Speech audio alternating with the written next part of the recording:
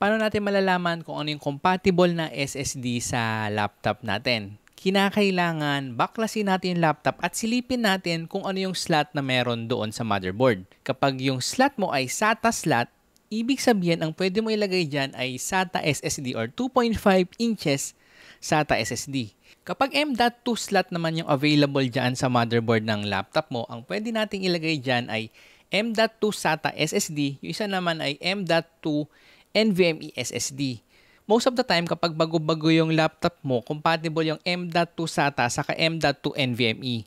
Kapag medyo luma-luma naman, yung gagana lang dyan ay M.2 SATA. Just to be safe, ang mararecommend ko, syempre, lagi mo pa rin kaibigan si Google. I-type mo yung model number, tapos i-search mo kung ano yung compatible, kung M.2 SATA ba yan or M.2 NVMe. Kung hindi ka marunong magbaklas ng laptop, meron akong video yung ginawa dyan. I-check mo na lang dyan yung link sa description at sa comment down below.